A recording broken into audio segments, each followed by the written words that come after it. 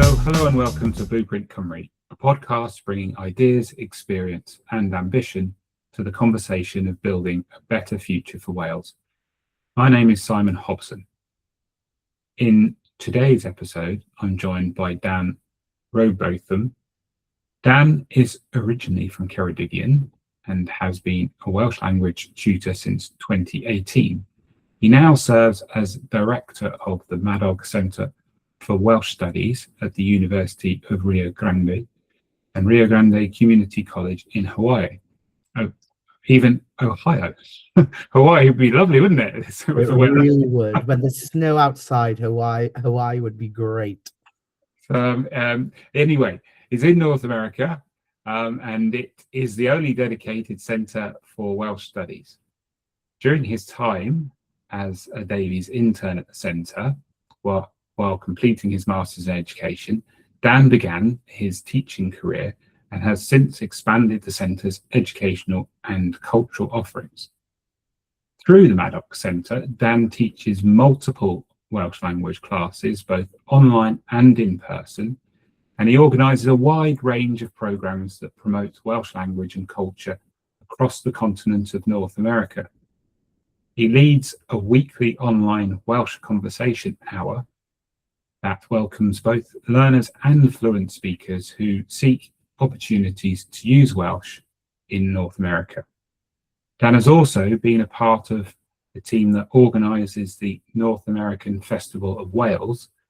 He's been doing that since 2023.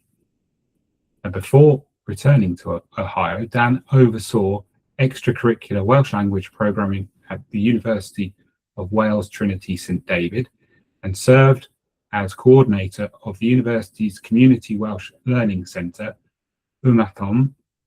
He is a former president of the Earth and was awarded the prestigious Mered Memorial Award at the National Eisteddfod in 2016. So welcome to the podcast, Dan. Thank you for joining us. Diolch am y croeso. Thanks for having me.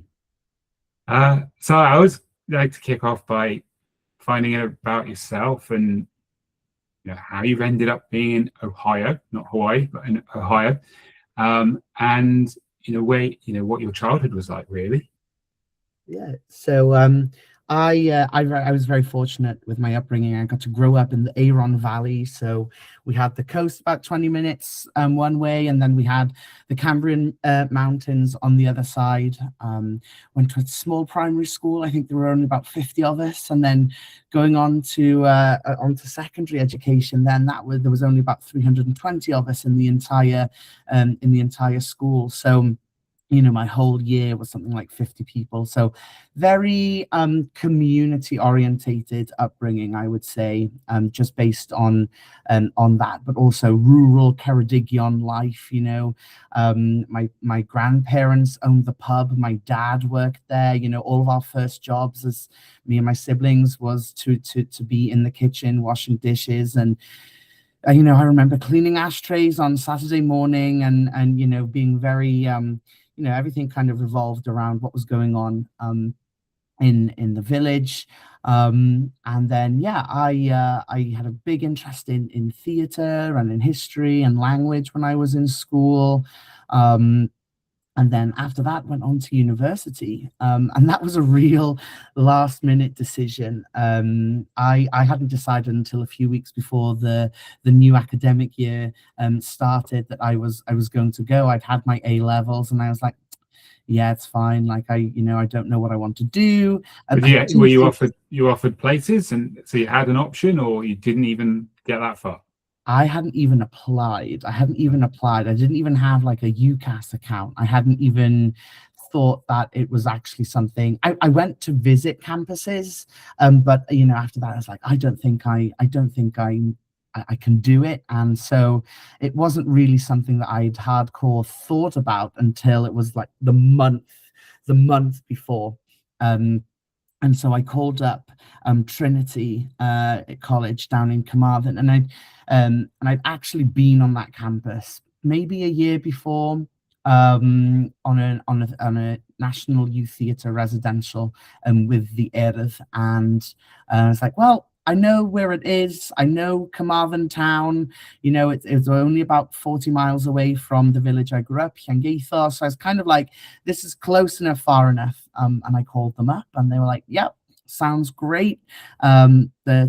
The tutor will be in touch," and he got in touch, and I went down to the campus there in Carmarthen, and I was like, "Okay, see you in a couple of weeks." And yeah, that was really strange, I think, because I'd also never thought at that time that I would be working at a university, let alone one in the United States, but also that my whole career has been in higher education. From even when I was a student, I was working within the Students' Union. I was working in the marketing team at the university and the international department, and very involved in what was going on on campus. But I think that kind of stems from that community-orientated upbringing. And yeah, I think that's when I really got to understand about the world, really. I think you know, being so community orientated, maybe not having so much of an outward view. And during my time at university, I was also very involved with the ERF, so Wales's largest youth organisation. So it has, you know, 55,000 members under the age of 25. And at that time, they were really trying to bring in young people into their governance. And that was a great opportunity, I think, for me to learn more about nonprofit, about engaging with people. And I really enjoyed my time volunteering as a student as well, like with young people and talking to them and getting to meet people from all over Wales. And I got to be chair then of the board, and then I got nominated then that the chair of the board should become the president of the organization. And so they came hand in hand.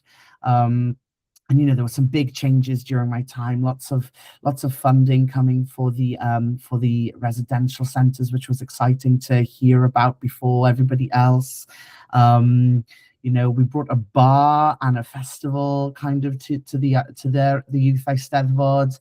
And it was great then to see that we also ensured that there was a young person, that there was a member on the trustee board. And so, but now, you know, it's all a part of their governance, their general governance. So that was an exciting time. And I think that pushed me then to run in election to be the student union president. So I did that. And that's when I'd already heard about Rio Grande here in Ohio. I'd heard because some students from Wales, from Rio Grande, were telling me about this Welsh university with a Spanish name in a non-Spanish speaking area in Ohio. And they were telling me about this guy called Bob Evans, who had this restaurant chain, and they were feeding me all of this information. And I was like, well, I've heard about Patagonia, and familiar with the history of Patagonia, and, you know, had heard a little bit about the Welsh in Pennsylvania, but nothing about Ohio. And it was a gloomy day in the office, and I was like, right, I'm not going to run for election again. I am going to go and find something else to do. And I think I was just arranging some kind of international opportunities fair as part of my role. And it kind of came about then that someone was like, you'd be great. They have a nice Eisteddfod there. And I was thinking, oh gosh, Ohio. I don't think I could do that. But I emailed. Something must have really, you know, dug in. And so I emailed and got a response almost immediately that they were looking for somebody from Wales to go over and be a Davis intern and work at the centre. So I sent my CV. Then my mum had someone knocking on the door going, tell me about your son. And then someone turned up in my office and was like, are you wanting to go to Rio Grande, Ohio? And, you know, people here, that's really when I understood the connection that this area of Ohio had with West Wales. And it happened to be at the same time there was this huge effort to tell people about the connection between mid Ceredigion and southeast Ohio, where people moved here from Ceredigion in 1818. And it was, you know, from my milltir sgwâr, as we would say in Welsh, was from the area that I grew up in, and I had no idea about this history. And so it kind of felt like more of something that I had to do. And yeah, I moved to Ohio for 2 years. I did my master's. I worked at the centre. I got involved with as many things as I could while I was here. I had a great time. Graduated. I was like, I'm gonna go back to Wales. Like, that's the right thing to do. And then I think 12 weeks after I got home to Wales, 10 weeks after I started my new job, COVID came, and everything changed. And I think because of the way things kind of moved to be online, and some of those social activities moved to be online, I kept getting invited.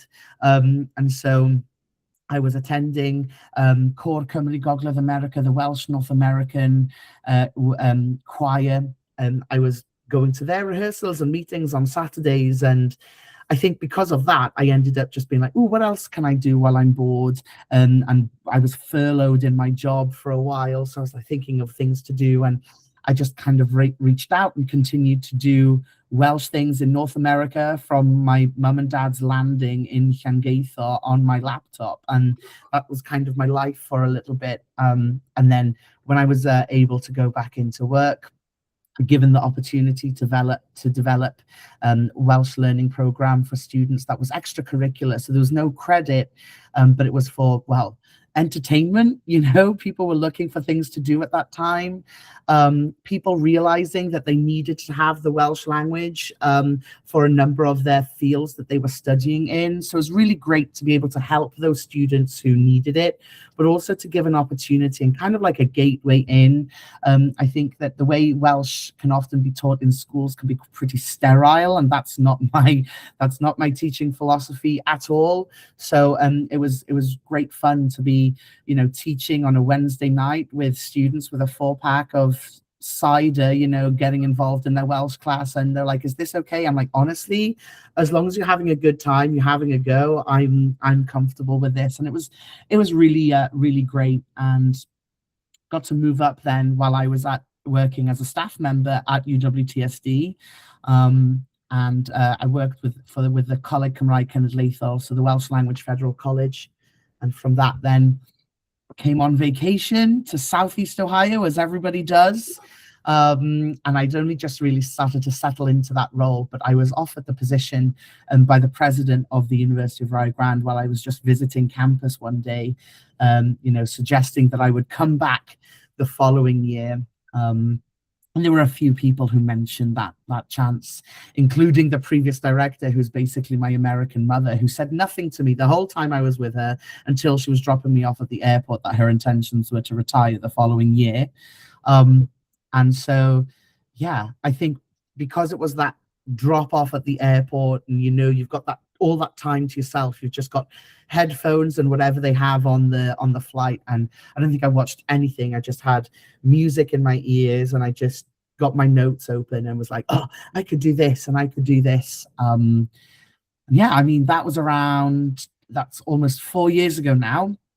I've been here since 2023, and it's great to see it kind of grow and develop. And I think there's a lot of things happening this year in particular, and which is ironic. This year happens to be our 30th anniversary since the centre was formed, but I think this year is a big year because I'm settled into the role. We now have a strategic plan, we have an advisory board, so all of these bits that I've been working on are kind of ready now, and which is kind of like a pivotal time for the centre as well, which is really exciting.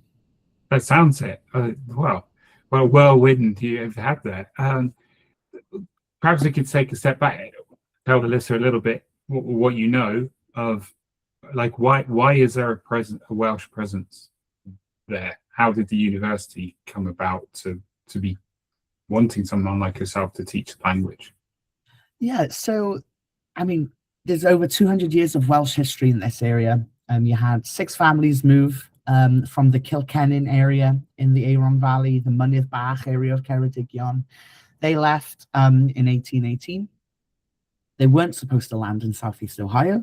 They were trying to get to an already established settlement above Cincinnati, which is, I mean, for me, it's a 2.25 hour drive from here west. But they were traveling along the river, so they were going to be on the river a couple of days. But they ended up being welcomed by a French community in the city of Gallipolis.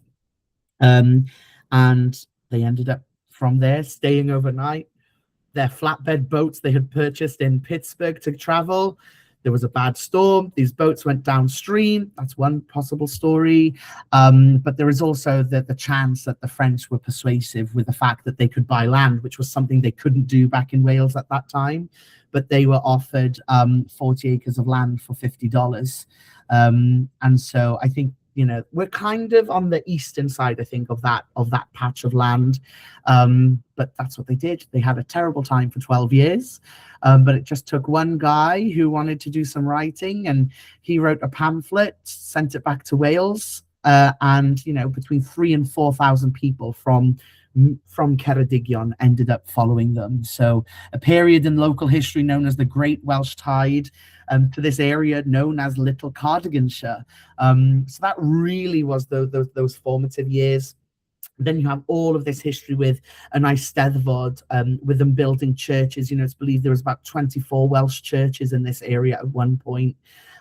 So all of that kind of came together. You could hear the Welsh language up until the 30s. Some people claim into the 70s.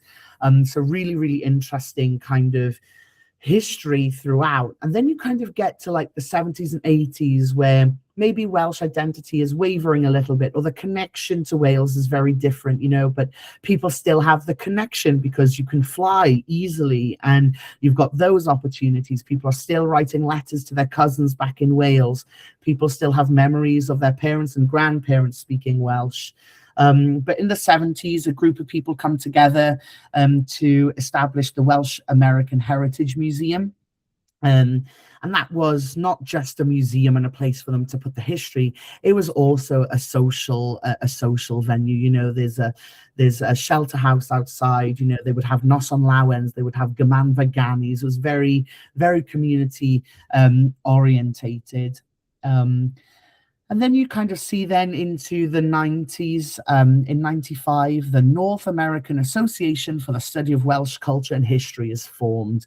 And they have their first conference here in Rio Grande, Ohio, which is not a central point, you know, it's not in some big city. It's a small village with a population of about 1,200 people, maybe.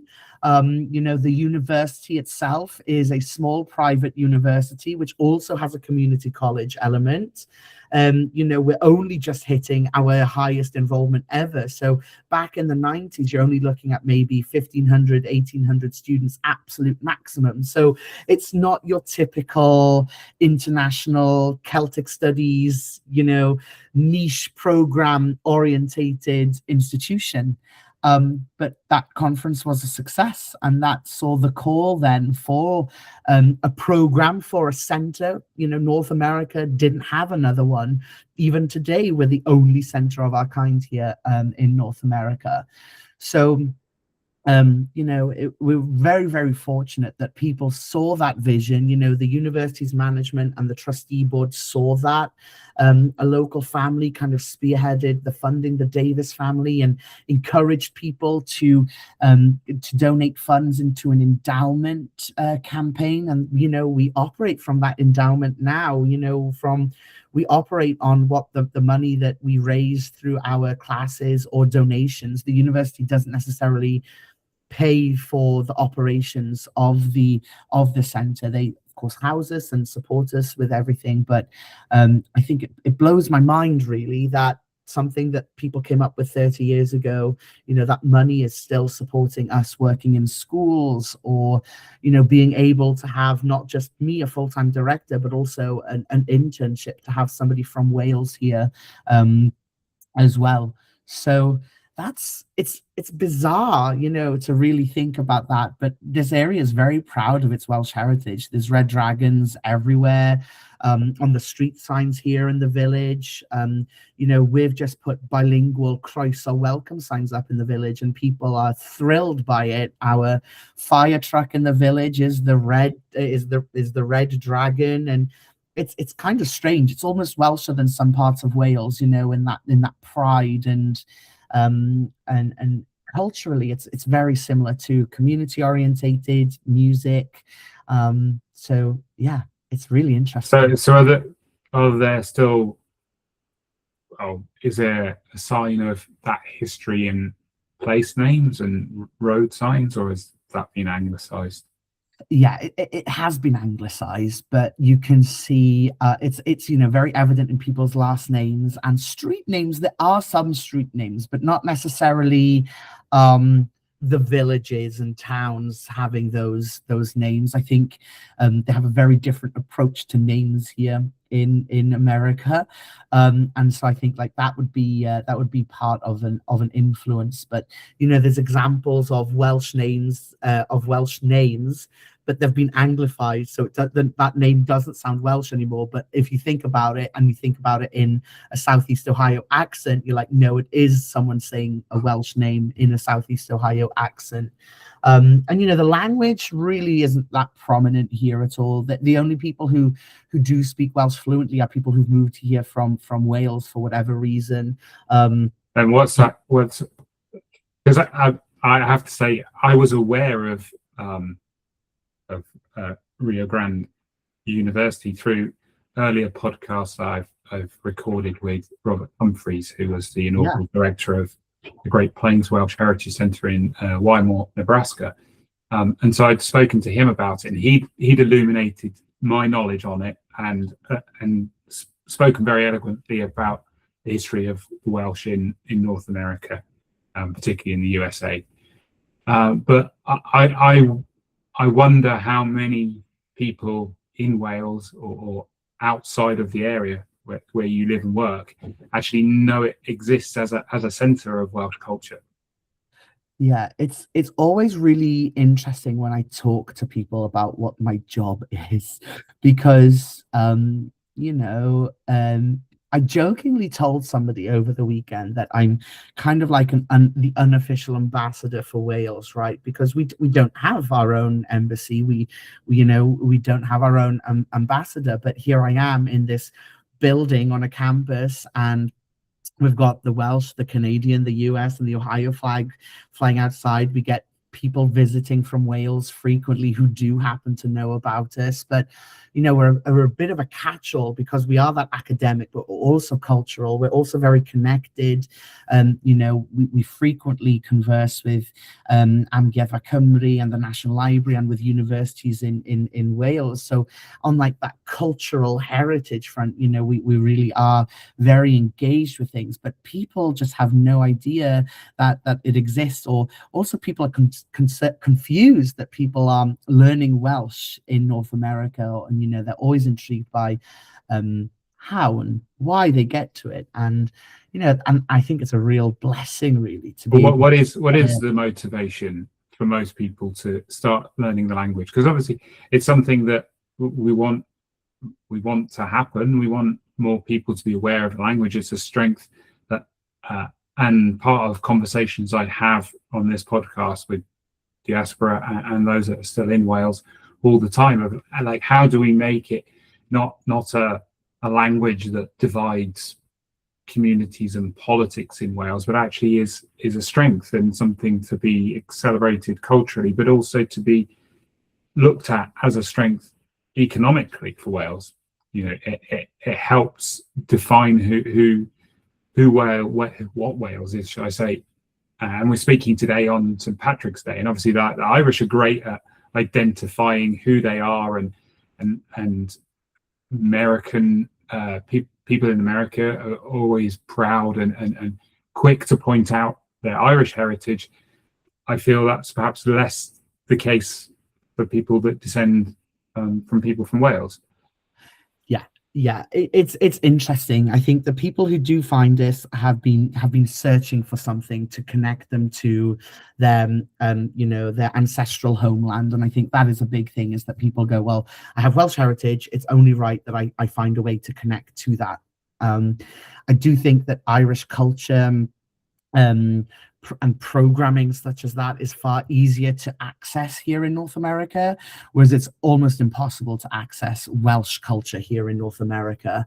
A very choirs coming from Wales are very few and far between. Welsh language music is often spotlighted in events such as I think Breakout West in Alberta, in Canada. You've got South by Southwest down in Austin, Texas. You hear about Welsh bands being present there, but it's not like people see the value in possibly traveling with their work over here. Or maybe it's just that Ireland is better at promoting that because there is a stronger presence. But ironically, like this week, I'm starting a lecture series for a Celtic cultural center over in Minnesota. They haven't had Welsh programming before, right? But we're able to be that, right? So what's the great thing that we are lucky is that because of the way we are funded and the way we are designed, we can do whatever we want, right? We have that flexibility of making it accessible. Our Welsh language classes are, workshop fees on the university fee structure. It's not like we are charging people per credit hour to attend. And I think that's it, is that it's not just about the publicity, it's just that there's the range and the accessibility to engage with the culture. And I think it's just because as a country, Wales has always been quite inward looking, right? Because we think, well, nobody else in the world speaks Welsh, so we don't need to, share it. And I'm thinking, well, I do feel like we're living in a very different time now. I do think that people are far more excited about people around the world speaking Welsh, and they want to hear from people. I have people that we engage with on a weekly basis who are fluent, who are now becoming tutors for us because, it's really difficult to find a fluent Welsh speaker in North America who also has the knowledge of a curriculum, who also has a good grammatical knowledge. Whereas if you've learned Welsh to a high standard and you've kind of like focused on it, then your grammatical understanding frequently is better than mine for a few people that engage with us. But they have had to go out of their way to get to that level. It's not an easy feat. And so I always congratulate them and thank them, because that's important, right? You want people to engage with that. And I think the language is a big cultural window. I think Mererid Hopwood always talks about that, about how the language is that window into culture. So I always enjoy getting people to sign up for Welsh language classes, and they might take them for a year, but then we might see them in other programs like our Welsh culture and history lectures, or they'll attend other things. And that's really special, is that they've got an appreciation now because they've seen the language and they can see, oh, well, that's weird. Like, we wouldn't say that in English, but they're saying it in Welsh because of their connection to the land, or there's things that are being said or sentences being formed that are weird in English, but in Welsh are very, very natural and make sense. And once you kind of explain the cultural reasoning behind something, they go, yeah, I get it. And I think like that's a huge part of our work, is trying to make sure that it's like, oh yeah, you can do this. Like, it's $40 for a 7-week introduction to Welsh culture and history. And I think, if there were opportunities like that in Wales, I think a lot of people who move into Wales would also, understand more about the language. We have people who won't learn the language, and then they'll come to Welsh culture and history, and then, the language is woven through it. And you talk about the Acts of Union, and you give the Welsh Not as an example, and then they kind of have a newfound appreciation for the language because they see its cultural importance. Do you see, I was just curious to ask the question, do you see that with the broader awakening of understanding that Wales, Welsh culture, Welsh language is part of that Celtic family, and perhaps in a positive way riding on the coattails of Ireland and Irish language, one can sort of upsell it, as it were, within North America. Have you seen any trend in that, bringing more people? Oh yeah, my great grandparents were Welsh, and perhaps I should look into this. And oh yeah, this is something very distinct from being Irish or American, and maybe I should look into this. And is there any of that trend happening that you've noticed? Yeah, and you're also kind of seeing that people have that ability now to be a bit more flexible with what retirement looks like. So you're seeing that people are a little bit younger retiring, and their hobbies are things are learning, and their hobbies are genealogy. And so we kind of fit the bill for a lot of that, right? They're doing the genealogy, finding out about their Welsh heritage, then they want to learn more about that. Well, oh, we can help with that. But I also think that there are some media shifts, and I think that that is interesting too, right? Is that you've got things like Welcome to Wrexham, you've got Snoop Dogg, having shares down at Swansea. I think things like that are bringing some, I think because it's so not abnormal, but it's so intriguing that these people are talking about Wales, that people I think are going, I've never heard about Wales, and people are like, oh, like England, and I'm like, well, like next door, but close, very, very similar, but very different at the same time. There are people here at the university who have come on to play soccer, to play football here.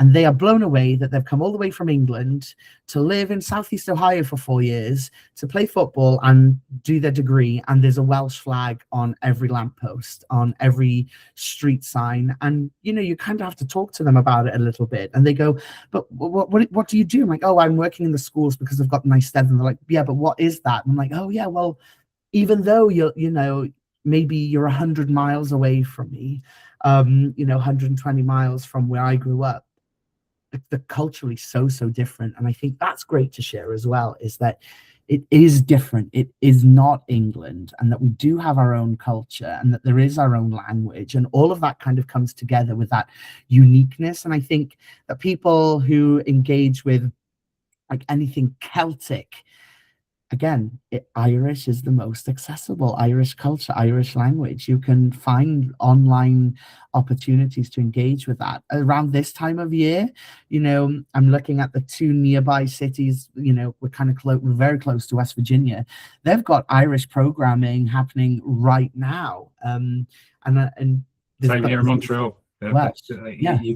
The Irish and the Scots are well represented here. Yeah. And today, see St. Patrick's Day, there's parades and festivals and Irish flags and shamrocks everywhere. So yeah, I'm an advocate for making that the case for Wales. I mean, after all, we have an awesome flag. So exactly. It should be seen more. Yeah. I mean, when they have parades in this area, the Welsh flag is carried through, and it's strange. And someone emailed me last week, and they were, talking about, is there a Welsh festival we can have? I'm like, well, we already have an Eisteddfod, right? We can either work on enhancing that, or we can, another way to get people to engage with us is going for, well, how about you have a Celtic festival and we help support that, because we can ensure that Welsh is like the focal point in that. I can't even imagine a Celtic festival here in North America where Ireland isn't the focus, right? And I'm like, well, if we do win and we've got the Red Dragon at that center point, I think that would be really, really cool. But you'd also bring people and allow them to learn about this area's heritage, about the connection to Wales, but also the fact that it is home to the only centre for Welsh Studies in all of North America. When we can really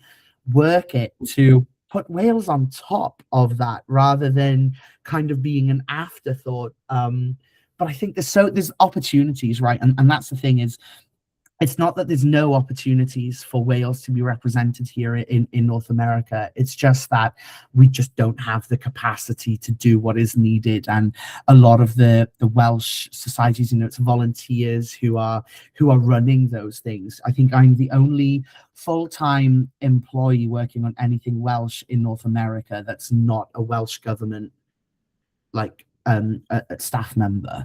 So the capacity just isn't there to be doing what Ireland has, because they've created these centers early on. And there's Celtic centers all over North America, but when they say Celtic, they do mean Irish, not necessarily meaning Scots. It depends on where you are. I'm not surprised that you in that corner of Canada have more Scots, but around here we wouldn't see many. Well, I don't know if you've ever visited Montreal, but it's very much like being in Edinburgh, like the old building structures and the shapes and everything made from the granite.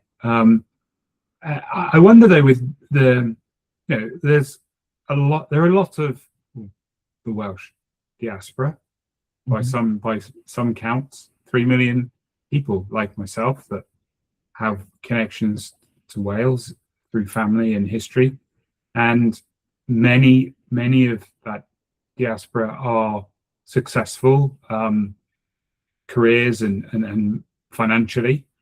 And I think where the Irish have done well is they've tapped into that diaspora, and not only on the cultural side, but they've actually just said, like, we want your hard cash, like, put your money down and help us build Ireland.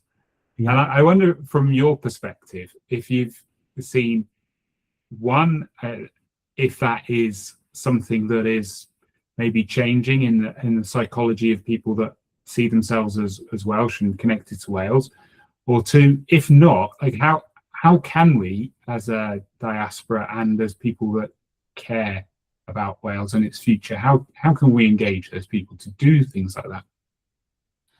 Yeah, I think, like I said, I think there's so many opportunities, right? And it is about making sure that people are coming together to have conversations about, what Wales means to people. I think it's really, it's really strange how Ireland have just nailed it, right? And I'm always impressed by it, and I always think, well, how can we do that in Wales? And we can, right? We just need to be we need to have that outward looking, that guidance coming from Wales as well, that openness that Ireland has, that when you want to go to Wales and you're from the United States and you're looking for, your heritage, it's still not as easy as it is in Ireland, right? Ireland expects Americans to come back looking for their lineage. In Wales, we're always shocked that people come and visit us. And I think that that's really rather comedic, that we're always like, where have you come from? You've come all of that way to come here? And it's like, well, yeah, it's kind of a really pretty place, beautiful landscape, culturally beautiful. And I think we just need to do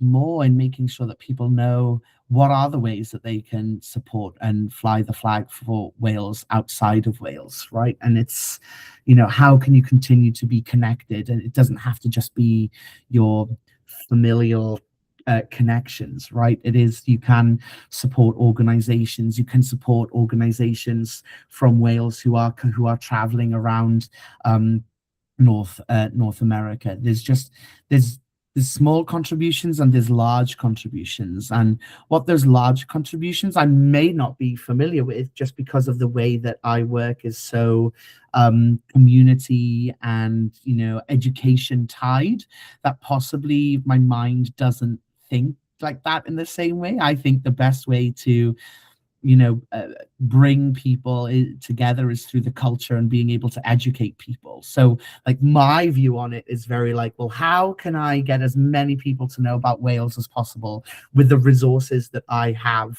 And just because of the way we have to act, the way we have to go about our work, maybe don't think about those bigger opportunities to attract those businesses to invest, or to bring people together in a business community. I do think things like the Future Generations Act has done a lot of stuff for Wales, actually. Like, when you look on LinkedIn and North America, you do see there's a lot of tying into that, which I think is always great, that for such a small country to have such a big impact on those sustainable development goals, and to just grab them and go on, we can do this, right? And show the world that we are a power, right? And that we're not so inward looking, we are looking outward, we are looking towards the future, that element. And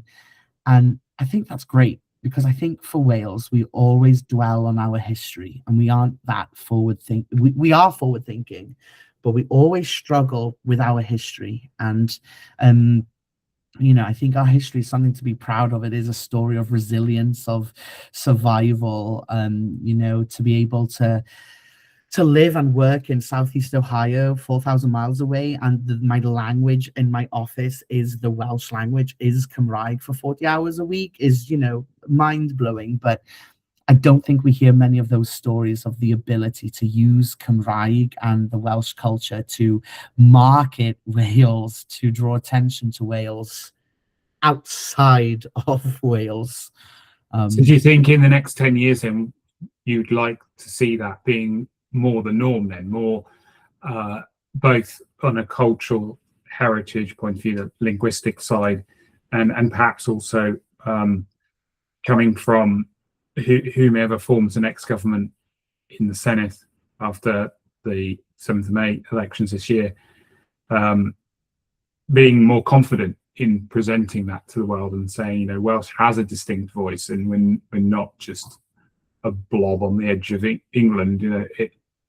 We are something other. Yeah. You've heard of Ireland, you've heard of England. We're the bit in between.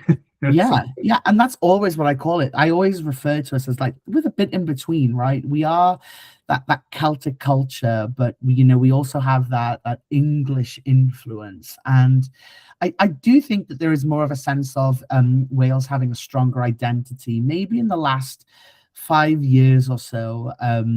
But perhaps, that's just the circles that I'm working in, and perhaps, you see that there is a sense of internationalization from some of our institutions back in Wales. I'm seeing more of an effort to attract an audience, an international audience, and rightfully so, right? We have fantastic museums, we have fantastic artifacts, we have the most beautiful building in Aberystwyth storing out or holding our history. You've all of this comes together is that international element. It doesn't just have to mean bringing people to Wales. That's always great, but taking Wales to the world is just as important, right? We can reach more people that way, to understand, to celebrate, to invest, to love, and that's all I want really, is that people around me learn to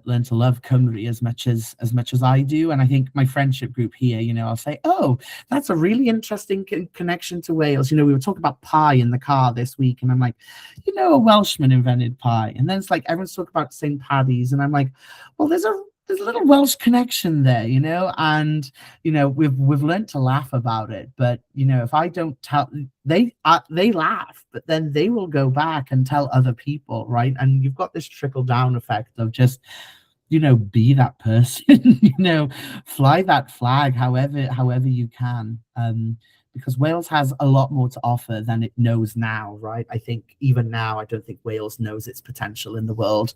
And I think that's exciting. I live by the motto that every challenge is an opportunity. And I think that's why I really enjoy my job.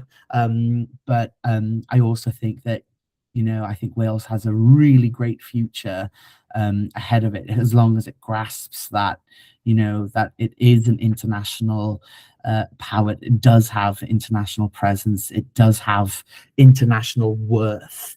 And showing that off culturally is something that I really enjoy doing. Right. So, final question then: what do you think Wales should look like, or how would you like Wales to be in whatever form you would like to answer the question in, really, in the next 15 years? What is Wales in 15 years for you? Ooh. Gosh, do I start quoting the future generations? That prosperous Wales, that cultural, it just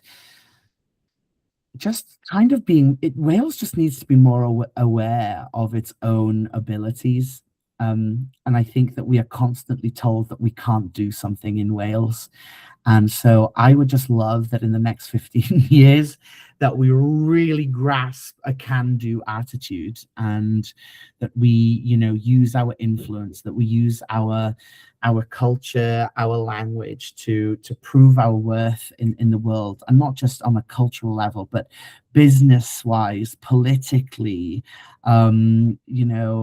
just resource wise. It's for a small place. There's so much there. And I always say that about Rio Grande, Ohio. For a small place, we can do this. And I think the fact that I can sit in meetings and go, oh, we've been doing this, and they're going, well, how did you do that? And it's like, well, it's easy, right? You bring people together and you ask them what they would like and what they would like to see and what would they like to support. And I think there is a growing support for Wales to be its own. And I think when I look at it and its own, I mean its own identity, and not just being like, oh, that, I'm guilty of saying it, with the in between of Ireland and England. I'd really in 15 years like to be able to say Wales, like, right, between Ireland and England, like, right, yeah, but it's its own thing. Yeah, absolutely. I fully agree with you. It'd be nice not to have to explain to all the Quebecers where Wales is all the time. Yeah. So how, obviously, as we wrap up the conversation, if you've involved with various cultural things, and obviously you've got your teaching program that you do, is there anything specifically you'd like to talk to or tell the listener about? Yeah, I mean, if you're in North America and you wanting to learn Welsh, like, please sign up. With this wonderful community of new speakers that have grown over the last couple of years. And we also work this year. We are bringing a Welsh language residential, a week-long residential to our campus here in Rio Grande, Ohio, which is extremely exciting. It's visited twice before, but I think that in our 30th year, and I'm really excited to be bringing that to campus, and really being a part of people's connection to Wales. And you've also got the North American Festival of Wales. If you've not been, really do look into it, because it is a really interesting celebration of North American Welsh culture, right? I don't want to just say Welsh culture, because there is a specific North American Welsh culture that exists too. And yeah, just find out more about what goes on. Like, if you do live in North America, or if you are Welsh and you don't live in Wales, there are people around you. Don't think that you are, Welsh and alone wherever you are. You are already part of that broader, that diaspora. Like, engage with it. Engage with it. Don't sit there and mope. Get engaged. I think that's really important. I think there's a saying in Welsh, "Gorau Cymro, Cymro of the cartre." The best kind of a Welshman is a Welshman abroad, right? Because they do bring another perspective that can help people in Wales, and they do have experiences that you can't get in Wales. But not just that, they can carry that flag and tell people that we're that blob in between England and Ireland, and or explain that we're not England. That's what we're hoping to do with this podcast and the work of New Wales. Well, Dan, diolch yn fawr. Diolch i ti. If you enjoyed this conversation, have comments on today's topic, or would like to donate to keep the work in New Wales going, please head over to the website, which is new.wales. Diolch.